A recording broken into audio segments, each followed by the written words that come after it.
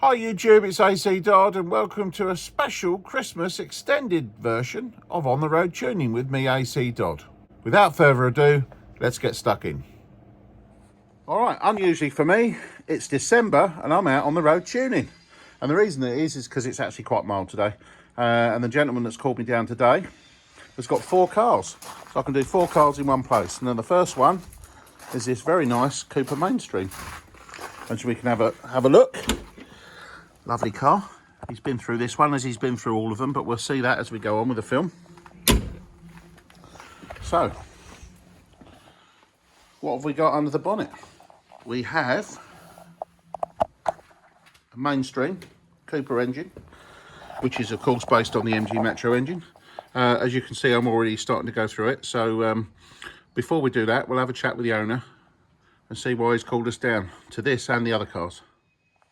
Okay, this is Brian. Brian's the nice chap who's invited me down today to look at 4 cars. The first car we got up is his nice Cooper Mainstream. So, what's up with the Cooper Mainstream?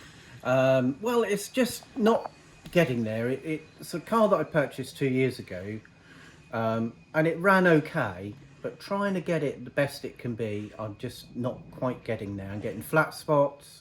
A little bit lacking in power, where you got to drop from 4th to 3rd to sort of when you shouldn't need to, and tick over is a bit poor as well. It's either too fast or too slow.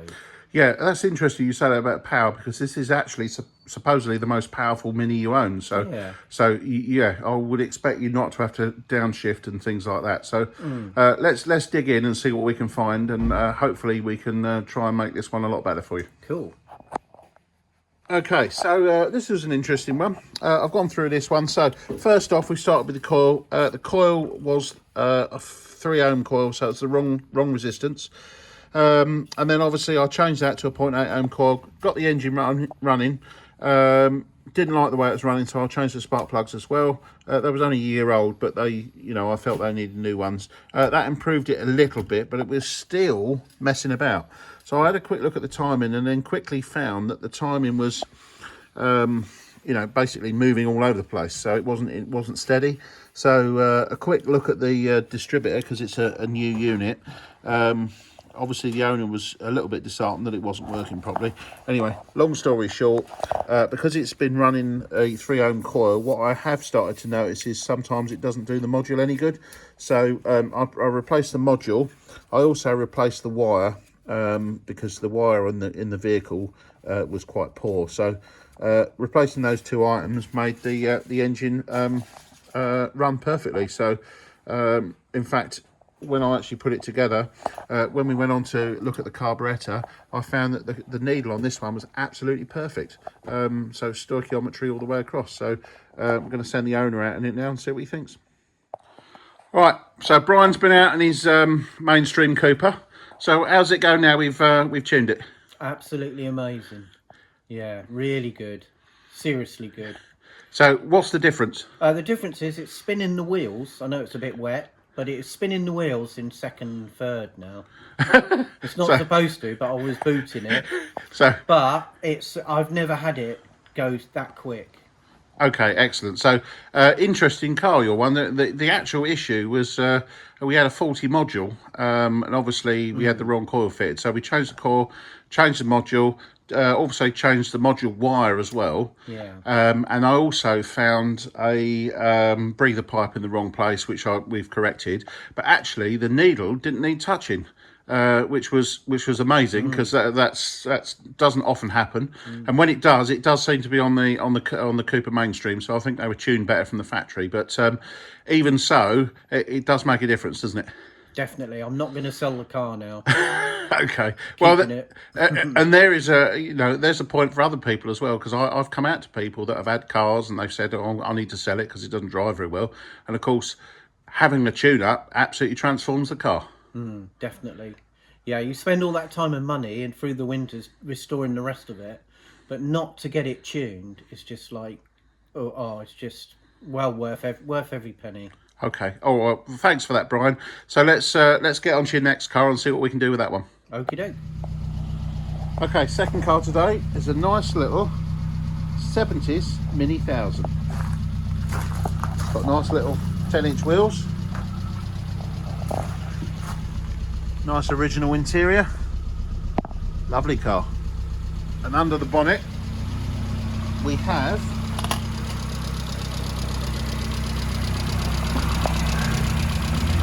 not quite original. This is obviously an A+ replacement, but it's a standard 998. So let's dig in and see what we can find. So one of the things I found under here, when we got to the carburettor, it's a brand new carburettor, but somebody had fitted the needle too far into the dash pot, which was causing a massive lean out as soon as you open the throttle. So with that being fixed, the AAU needle in there is a little bit lean. So I've modified that, and hopefully we can understand and improve the fueling and make this engine run nice. One of the things that people do is they don't fit these needles properly. So in this case, that needle guide that holds the needle into the carb body should be like that, which is flush with the bottom of the carb when you fit it, not up inside the hole. Okay, so this one's all nicely dialed in. New set of BP5 spark plugs. Coil was all good. Timing was out, so I had to take 16 degrees off the, 14 degrees off the timing. The vacuum unit is still not working, but I don't have a replacement for a Duceli distributor, so I've told Brian in this case he needs to at some point get that changed. Carburettor wise, we drilled the airbox, so the airbox has now got some extra holes underneath for a bit more flow to go with the stage 1 kit that's fitted. And in terms of the needle, it had an AAU needle that was typically lean at 4,000 to 5,000 revs. The other thing is, this one had the an 8114 damper, so it was going actually too lean when you throttled it. So I've changed the damper to an 8103 and put the thickest oil I've got with it now, and now she's good.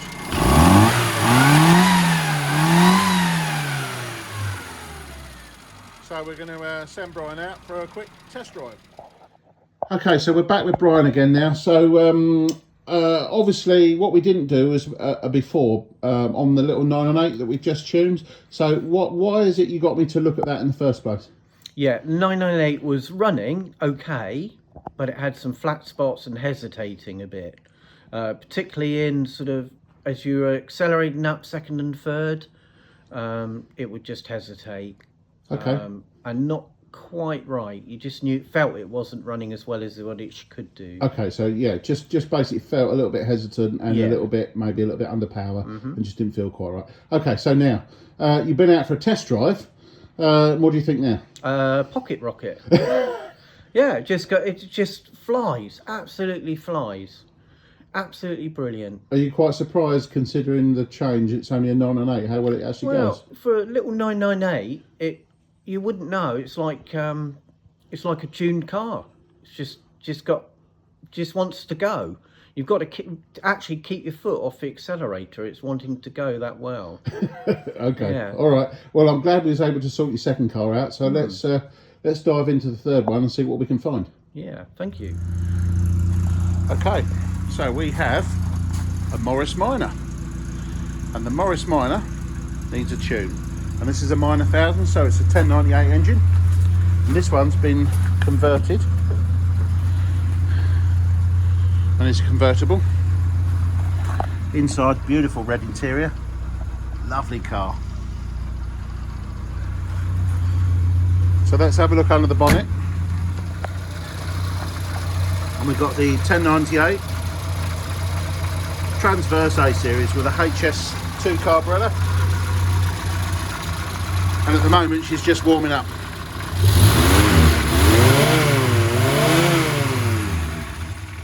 Doesn't sound too bad. So let's have a dig in and see what we can find. Right, so we've had a quick look at this one, and we've already determined that our advance curve is too long in the distributor. So I haven't got a replacement today, so I'm just going to I'm going to carry on with the tune. But I've obviously instructed Brian not to go racing this one around at high revs, because not only is the advance too long, but the vacuum unit is also not working. So we're going to replace that after the event. I've put a new set of BP5 spark plugs in because we had a mixed set that was in there and they was all gap too large. So they're all 25 thou now. She's running better, and then we turn our attention to the carburetor. And amazingly, this carburetor is absolutely perfect. Once I adjusted the idle mixture, because it was too rich, we get that back to a point where she's just running nicely, and when you throttle her, she runs perfectly all the way across the rev range. The only problem with the carburetor is when you open the throttle, the accelerator pump is much too much. So we've got 0.7 on the fuel. What I'm now going to do is back that off by adjusting the mechanism, and then hopefully this one's gonna run really strong. Okay, so this Morris Minor, this wasn't too bad. So although we have got to change the distributor, the timing's not too bad. It's just that we've got the vacuum unit's not working and the advance curve's too long. I haven't changed the needle in the SU on this one because it's actually fueling spot on across the rev range. The only problem is when you revved it, it was almost putting the fire out because it was going too rich. So I've modified the damper and I put some ATF oil in there to thin that right down to lean off the mixture, and yeah, she's a lot better. So she picks up easier, runs leaner, and now it's time for a test drive. Okay, Brian, so you've been out in the Morris Minor. What's it go like now? Lovely. Yeah, my little Morris Minor. It's 1100cc, but it goes along really well. Flies, I would say. Excellent. Now, it was interesting because actually I didn't change the timing and I didn't change the needle. And I didn't really change the fueling other than lean it off a bit. But what I did do was fiddle with the damper speed.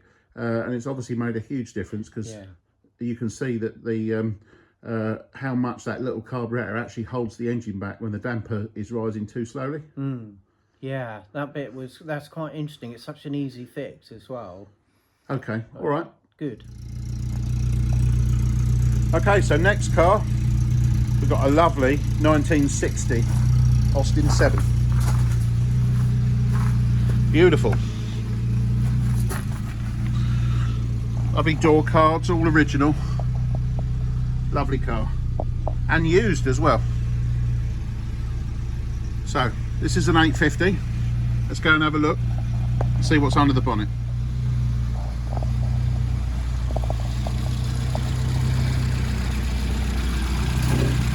There we go.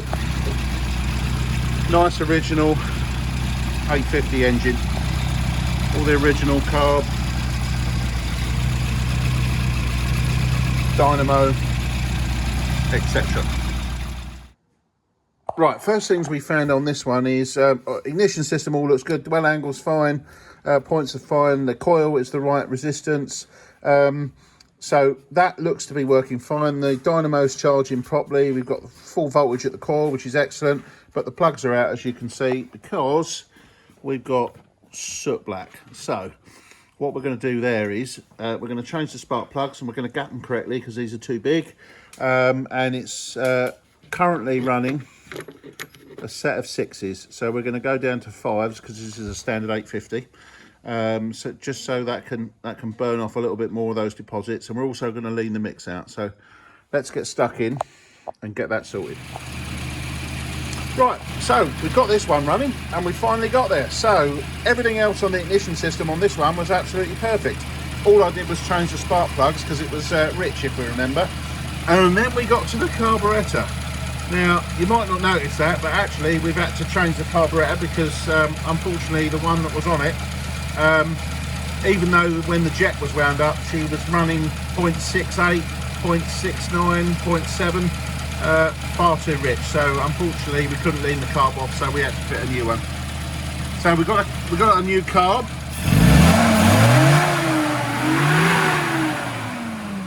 She runs beautifully, and when you use these standard airboxes, you can have a problem whereby when you rev the engine, it's too rich on the accelerator pump effect. So a couple of things we've done on this one. One of my favourite gags on a low use engine, and please don't do this on one that you use every day, is to remove the air filter. A, you get more airflow and more performance, but B, obviously you don't get any filtering, so please don't do that on something you charge up and down the motorway with. But if you're only going to use the car for, you know, just a few hundred miles a year, then it really doesn't matter. Anyway, what we've done is we've had to change the needle. We've got a DZ needle in this one, and she's fueling absolutely perfectly. So we're going to let this Brian go out in this little 1960 car and see what he thinks. Right, Brian, so you can see the smile on his face. He's been out in the 850. So what does it go like now? Really, really good. Yeah, it's surprising for an 850. You wouldn't think so. It goes like a little rocket. Really pleased. Yeah, it just no hesitations, nothing. And the accelerator actually responds. So as you various touches of the accelerator and it responds immediately, whereas before you just sort of pushed it down and eventually it went. Okay, so yeah, you got more power, no flat spots. Yeah. Wonderful. And obviously now we've got the new carb on there, you'll notice it runs very smoothly as well, doesn't it? Very smoothly. Sings it like a little sewing machine, the engine. It's sweet as you like. Excellent. Did you think that there was going to be that much change over what you had before? Not so sure. I always thought it went okay before, but it's surprising how the years go by and you think what's okay until you get it done properly by AC, that you realise what you've been missing out on. So it's like driving a new car, a different car altogether. Excellent. Okay. Yeah. Well, I will say thanks very much for having me down today to do all 4 of your cars. I think you found that useful. Yes. Obviously, clearly, all your cars have gone very well. And lastly, I will say, would you recommend this to anyone else? Yes, of course. Yeah, absolutely. Excellent. All right. Well, thank you very much. Oh, thank you for coming over. It's been a really informative day as well as getting good results. Yeah, no I'm problem. learning. Yeah, every day's a school day. As Yeah, they say. every day's a school day. I'm the same age as the 850, but you never stop learning. It's brilliant. Okay. Yeah. All right. Well, as I say, thank you very much again, and I'll see you soon. Okay. Thanks. Bye. Bye. So here we have it, Mini 1275 GT, beautifully restored. This one, lovely car. Look at that, original. So we haven't been over restored. So we've got original interior. I think that's a new carpet, but all original clocks. Lovely. Even got de novo wheels. Obviously the tyres are gone now. And then under the bonnet, I think we've got a Brett Sims engine, but very close to standard. Anyway, in terms of what we've got, first thing I've noticed is we've got an intermittent misfire. So let's have a look and see what we can find. Okay, first thing you don't want to see when you take out the spark plugs on a new engine is that, which is black. So this is running far too rich. So hopefully we haven't done it, or there's no damage done to the engine. So a quick look also shows they're running 7s, which I think 6s is probably more sensible for this, because it's not, although it's very lightly tuned, it's got a standard 1.5-inch carburetor and a standard airbox, so she's hardly going to get any real heat into the plugs. So I'm going to change those for a new set of 6s and we'll go from there. At first glance we had a few problems. So what I mean by that is when I was revving the car, we was going like very lean. So I changed the needle, put a treble A in it, and it went very rich.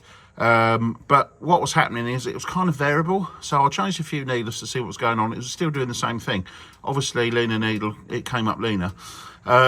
So on closer examination, what I'd found is that the crankcase breather had been connected to the fuel overflow, and obviously the fuel overflow had been connected to the crankcase breather on the carb. So what was happening was, as he was revving the engine, positive pressure was coming through here, pressurising the float bowl a little bit, which was basically causing fuel, extra fuel to come up into the main jet. So one thing to remember is your crankcase pipes do not get connected to the float bowl. They go to the main vent on the carburetor. So and the overflow connection, which is the lower one on the carburetor when fitted, just goes to an overflow pipe which goes down to the ground. Anyway, with that sorted, went through a couple of needles, and I've settled on an ABD, which is just a touch lean. So, being as this is a big engine, 1275 with a standard airbox on it, I'm going to. The owner's given me permission to drill the airbox, so we're going to drill the airbox and set the needle up to suit that. Okay, so what I've done here is just drilled the airbox all the way around the outside. It's already got a K&N filter in it, so that will certainly make the best of the airflow available. Okay, so we got this one all finished up. Needles modified to suit the drilled airbox, and this car is ready for a test drive. Right, Joe. So Joe's the owner of the nice 1275 GT that we've just tuned up. So, yep, absolutely. You can see he's already smiling because he's been out for a test drive. So what do you think, Joe? It's brilliant. Thanks very much. It's a completely changed car compared to how I was driving it recently. So that's interesting. So just say a little bit about how it was running. Well, it was hardly running at all. It was really struggling on acceleration. It was just chuffing and smoking and lots of misfires, pops. I mean, I did drive it through most of the summer at very low revs, admittedly, on the advice of the engine builder. However, when I tried to tune it myself, it was going nowhere. I mean, we exhausted the limit of my knowledge. So hence I called you, and I mean, I drove it earlier for the first time since probably October, and it's like driving a completely different car. I mean, there's power, it's smooth, it's keeping up with normal traffic. Yeah, I'm just hoping my lap times will improve. Excellent. Okay. All right. So the good thing is, yeah, you've had a positive experience of me coming down and looking at your car today. Obviously, runs a lot better. So I know you have a few others. So hopefully, you'll call me back to do those in the future. Yeah, you'll be working on them probably February, March time if you're still around. Excellent. All right. Well, if the weather's warm, then I can be tempted out. Okay, I can't guarantee that one. All right. Anyway, well, thanks for calling us down. I was glad I was able to sort your car out. Thanks very much. Thanks for that. Okay, so we got the next car. This is another 1275 GT, just like the one we had earlier. It's getting a bit dark now, but let's have a look inside. All very black, very nice. Just very nice. So, I don't think this was an original GT, but it was, I think it was an 1100, but it now has a 1275 A plus engine, so the usual ubiquitous HI 44, all the usual refinements. So we'll get stuck in and we'll see what's up with it. Right, this is Lee. So Lee is the owner of that nice 1100 Clubman, so which has got a 1275 in it. So why have you called me down today, Lee? Because it doesn't run very nicely, and I was hoping that you could sort it out. Okay, so when you say it doesn't run very nicely, what's it doing or not doing? It's a bit coughing and spluttering now and again, and it didn't seem to want to tick over until it was very warm. But otherwise, I rebuilt the engine myself, Yep. and I've never done one before, so Okay, it needs someone who knows what they're doing to finish it off. Okay, all right, well, we'll see what we can do. Just a quick one. So you say you rebuilt it. What's the spec? Is it just... It's just completely original. Okay, so it's an original A plus engine. Yeah, I haven't changed any of the internals or anything like that. I've just took new clutch, new gaskets, took the head off, Okay, checked the valves, and then just put it all back together. right, well, let's dig in, see what we can find. Okay. Okay, so first thing we're looking at on this Clubman is, yeah, more black plugs. So same as the previous one. Right, so we've been through this engine. So I've been through, checked the coil, obviously changed the spark plugs. You see me do that. We've got 3 ohm coil. We've got a electronic ignition Dizzy. I think that one's the customer said it come from Mini Spares. And we've got a brand new HI 44, which is lovely to see. That all appears to be working. And the fueling curve, it's got BFY needlers, not too bad. I think I just need to put a little bit more fuel at the top end. But what we've really got a problem with is that advance curve. So unfortunately, I'm only getting, it's 12 degrees static and it's running out of advance by 21 degrees. So we're 9 degrees short. So in this case, we're going to fit a replacement unit, which I just so happen to have with me, which is a brand new Power Spark unit, which I've curved myself. So that's my Fast Road curve in there, and this one's got the high power module. So we're going to take the opportunity to change that coil, put a high power coil on there. We'll open up the spark plugs and we'll let this one really go. So where have we got to? So what we've now done is I've fitted my usual Fast Road curve high power Dizzy. So we've also fitted a new Viper 0.8 ohm coil. So I've regapped the spark plugs to 35 thou, got it all connected up to the carb, and then we got to the carb and we found some issues. So this is a new unit, but as I always say, just because something's new doesn't mean to say it's working. So where do we start? Well, first we needed to have a look at the piston, and you'll notice that this one doesn't, as all the new ones, they don't have the circlip at the top. But what I noticed was the bell chamber didn't have the ball bearing suction chamber. So it appears that the new ones of these from SU, they've gone back to the plain bearings, which was obviously, in my view, is a backward step because you haven't got the fast drop. So what we had to do was we had to take the top off an older carb with the ball bearings in.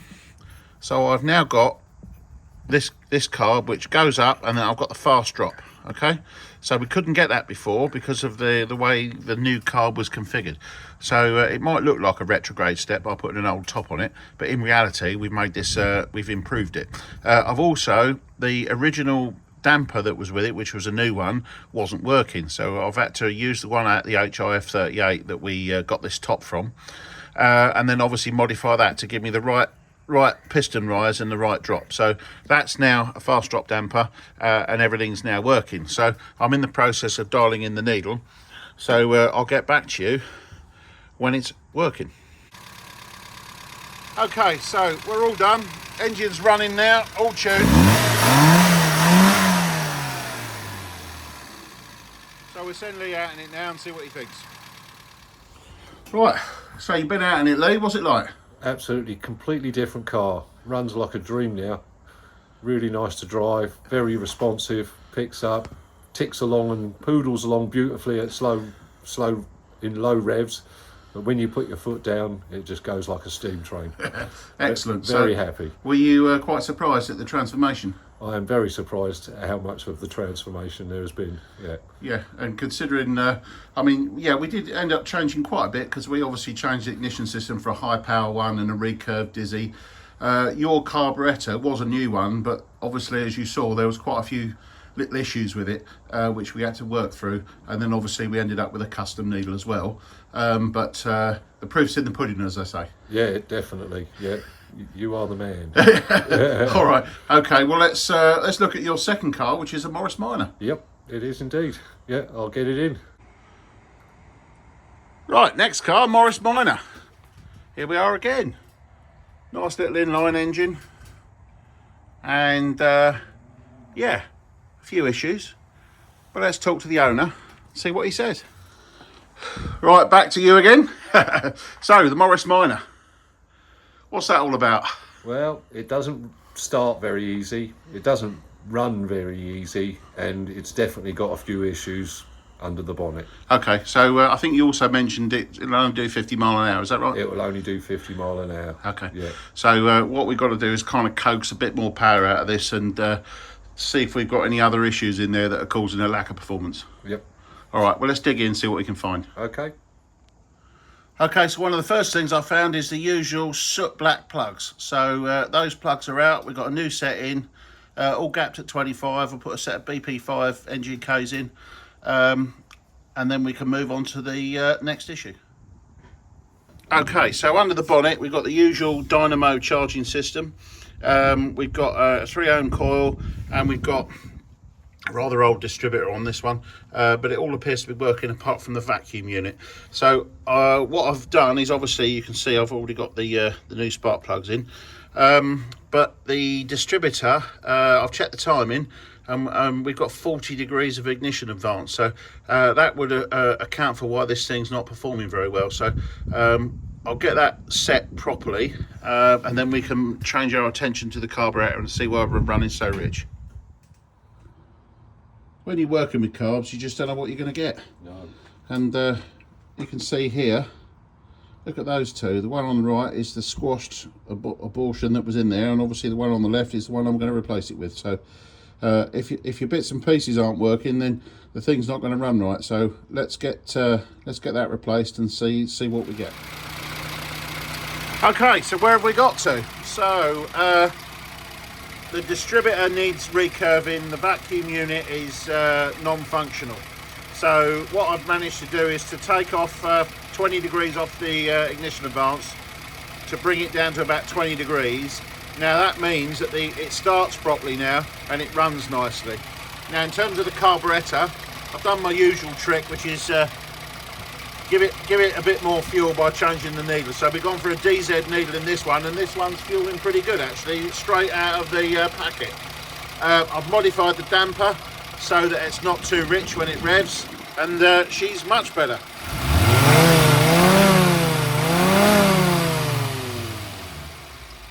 So when you get one of these Morris Minors, they do respond well to a good tune-up. These are really bad normally in terms of the way the fueling runs, and some modifications to the piston damper, and obviously selecting the appropriate needle can make all the difference on these. So we'll let the owner go in there now and see what he thinks. Right then, so you've been out in the Morris Minor now, so what's that like? It is a completely different car compared to what it was. It now actually goes rather than slows. Yeah, it's a lovely car to drive now. It's responsive. You put your foot on the throttle, it does exactly what it's supposed to. It's a completely different car.